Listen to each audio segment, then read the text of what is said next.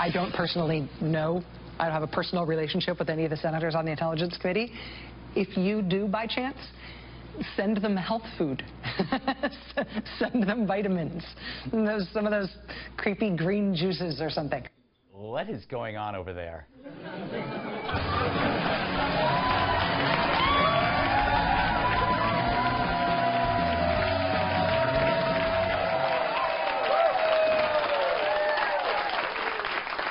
The shock of Wednesday's shooting had barely worn off before the fingers started pointing.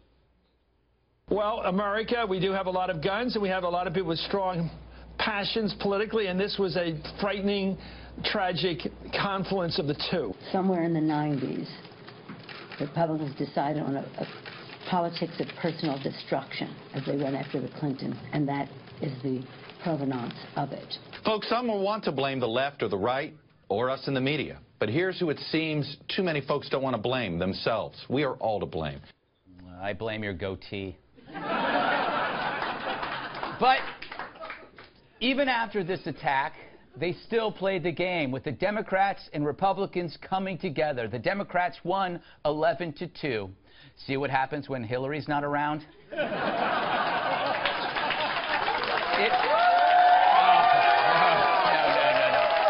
Enough. It was a great game, and I held a tailgate party nearby.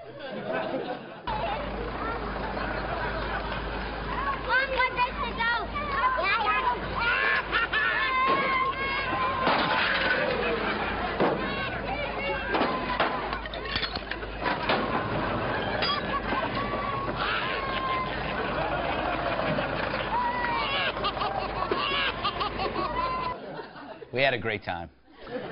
Gonna miss him. So the big question is, will we finally now tone down our rhetoric? No, we won't. Saying you're gonna lower heated rhetoric is like saying you're gonna cut back on carbs. You do it for a few days and then you're back to eating pizza on the toilet. Carbs taste too good, and so does anger. So I'm not gonna change. But then again, I'm not the problem, and neither are you. The shooter was a Bernie bro, which means if you're a Democrat, let's talk about guns instead. I think we need to do more to protect all of our citizens. I have long advocated, this is not what today is about, but there are too many guns on the street. We lose 93 million Americans a day to gun violence. I mean, I've long talked about this. He is not a bright man. By his math, in 3 days, we'd all be dead. And you know what? We should mock this guy for issuing blame while the victims are still bleeding. As should the media be blamed, who peddle the typical inane moral equivalence. Here's a tweet from the New York Times' Glenn Thrush, who says, "Any debate about civility in politics begins with Trump. No one has degraded discourse more while embracing the fringe. Fact, not opinion." Sorry, Glenn, the violence was not from a Trump fan, but his enemies. That's a fact, not opinion. Of course, when the truth undermines the media narrative, they start saying, wait, don't rush to judge, even though they've been judging us all along. And if it were a deplorable who had done this, the left would go nuts. The fact is, the media's been blaming Trump fans all along for this angry climate. Oh, they wish the shooter had been a guy in a red hat. Fact is, if you're a righty, you get accused of so many things. The left blames the right for everything bad. So why not return the favor? It's their fault. They breed dissent, stifle discourse, intimidate people into silence. They worship violent radicals while threatening peaceful academics. They advocate destruction of private property, branding riots as protest. They fantasize about killing Republicans and their president, and others actually harm peaceful activists, tossing urine at them, pepper spraying, sucker punching from behind using makeshift weapons. They do all of these things, and yet the media is surprised when one shoots a Republican? But because it's the left, does the media really even care? They'll just call it an exception and then they'll move on to something else. So what would cause them not to move on? How do you reach a media that is sympathetic to radicalism? I think about a horse. Last week, an Antifa goon attacked a police horse in Harrisburg, Pennsylvania. Lisa Simon showed up to harass marchers against Sharia. This is her. You know, she's a barrel of laughs at Thanksgiving. As the crowd did police control, cops say Simon attacked the horse, Samson, using a flagpole with a silver nail at the top, stabbing him in the neck. Now, the protest was against Sharia law, which is anti-women, anti-gay, anti-animal. Simon showed support for such fascism by stabbing a defenseless animal. Samson is fine, by the way. So, in a world where the political is always personal and the left excuses violence against humans, what about an animal? Maybe this act could make people reconsider their extreme views. The worst kind of person attacks a defenseless animal. Who wants to be linked to ghouls like that? That horse didn't even vote in the last election, which is good. He'd probably vote nay. The worst joke ever. Got my drink. All right. Let's welcome tonight's guest. He knows sharp prose like I know web toes. Author of Up in the Air and columnist at Harper's Magazine, Walter Kern. He's smarter than your dad and better looking than your boyfriend. He's the creator and host of the wonderful The Rubin Report, Dave Rubin. She's half libertarian, half librarian, co-host of the Fox News Specialist, Kat Tiff. And the Hoover Dam is his neck pillow, former bodyguard, and my massive sidekick, Tyrus. All right. So, Walter, what I find interesting is the perpetrator flies in the face of every media-approved stereotype. He's a white old man with guns. He's supposed to be a redneck Nazi, but he's not. He's a radical leftist.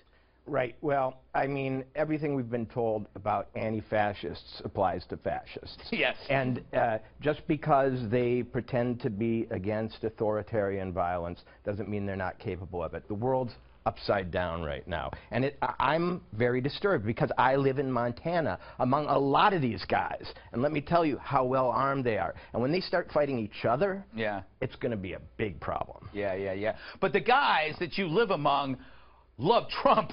Yeah, they do. But you know what?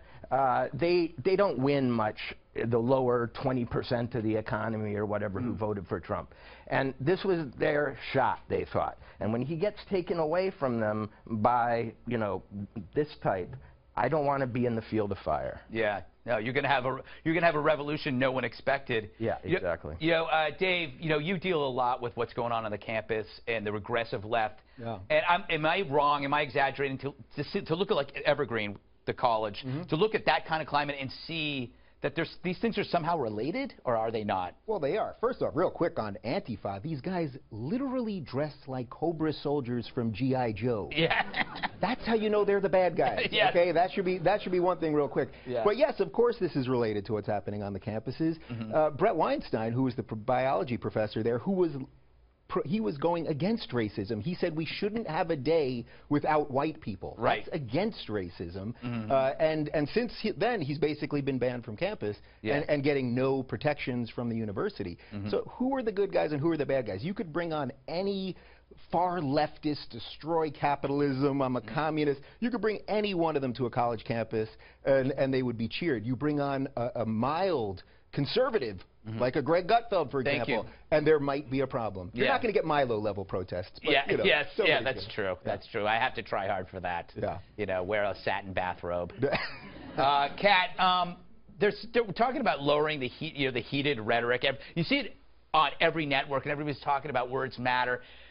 Isn't that just in 4 days? That's going to be gone, right? Yeah, of course it's going to be gone. And also, when a guy shoots a bunch of people, it's the guy who shot the people's fault. Yeah. Okay?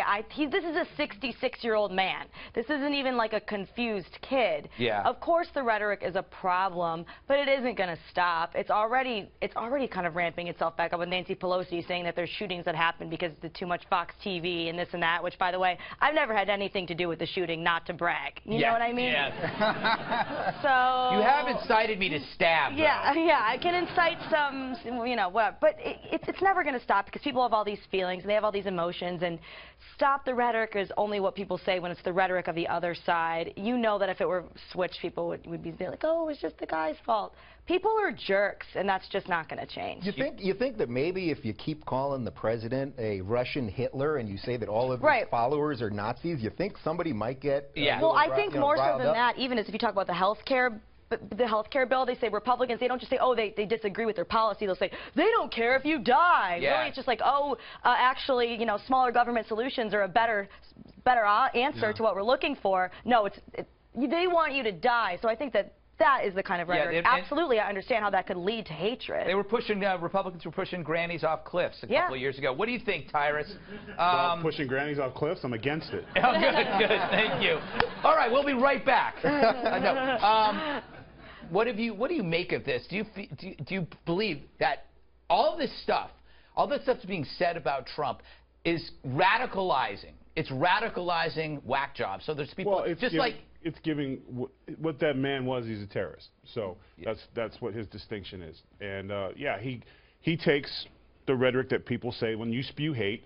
Some people will say like, wow, that guy was really hot about that, and you move on. Some people are like, that's the truth, and I need to follow that. And unfortunately, that 66-year-old man, whatever reasons he needed, whatever he pulled from, if you want to do something and you want to do something negative or bad to people, it's very easy to pull if you want to watch a TV show that bashes Trump. So there's my justification. I'm a hero now. But he's not a hero. You know, he's a murderer. You know, they won't allow smoking on TV because they're afraid kids will see it and smoke. Yes. But they will allow assassinations to be acted out in Central Park with no fear. And I'm going to tell you what. The New York theater goer is not afraid that Donald Trump will be assassinated because they're doing this in Central Park. They're just afraid they won't have tickets. I think they should allow smoking on TV. Yeah, I do too. Well, they do it in the movies. Yeah. But I mean, it's in every movie. It doesn't matter what scene it is. You literally could run a mile, climb a mountain, you get to the top of the mountain. Well, that was dangerous. Like, literally, watch every movie. It's completely random. You know how much more weed I'm smoking because of these people? But you know, it's interesting because if this stuff isn't radicalizing, then that means why do we have advertising? Exactly. It's a $500 billion business based on influencing people. And that's what's going on. You're telling people Trump is Hitler. You're telling them that everybody that supports him are Nazis. You're saying you're having his head like this, and you're telling me that why do we advertise for Coke? If that doesn't matter. This is advertising. It's advertising for death. Yeah, but I think our society is pretty clear on the whole don't murder thing. Yeah. No, they aren't. No, they aren't. It That's depends on what your point of view is. If I got on this thing and I got on a rant and I went off and I said some bad things about Greg and like, you know, hashtag kill yourself or something, and somebody took that and they went and did something bad to Greg, I'd be like, well, it's just my words and it's my opinion. No, I'm just as responsible. And if, back to your Law and Order you like to talk about all the time, Judge Stone would have brought it against me. He would have came after me. Yeah. Greg, when I'm guilty of inciting it. You know, the people that are doing it are just as guilty as the guy pulling the trigger. Yeah. When I walked into the green room, I jokingly said to you that I'm a white supremacist now. Yeah. Tyrus was going to kill me.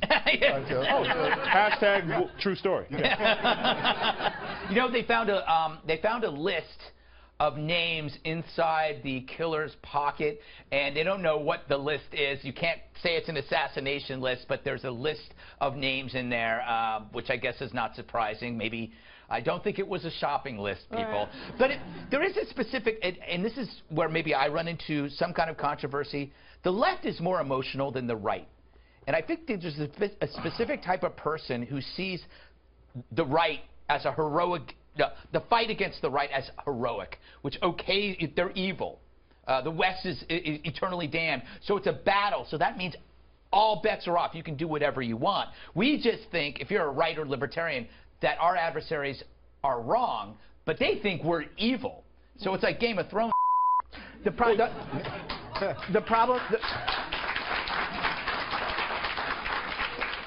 First of all, right-left aren't terms I like to use anymore, but let's just use them.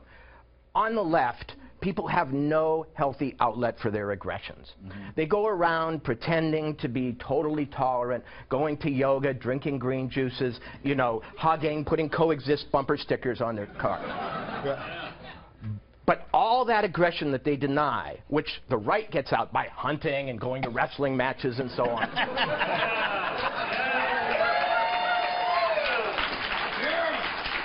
that aggression that they pretend they don't have, they either project onto the right, saying, you've got it, when it's them who has it, and or they act it out like Alec Baldwin. Yeah. You know, have you ever heard the tape of Alec Baldwin chewing out his ex-wife? Yeah. I mean, now he gets to aim it at the right. He's a very angry man. Yes. Well, they want the purity test that they would mock the religious right for. I'm gay married. Yeah.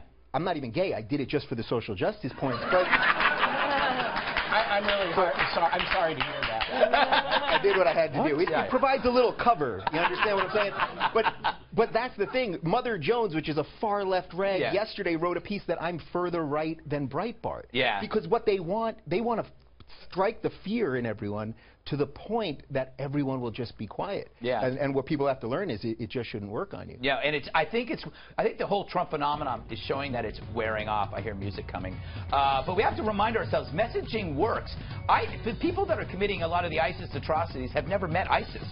So that means you can influence people. And I mean, this guy was definitely influenced. I won't say by who, because then that would be wrong. Or is it? I'm just rambling at this point.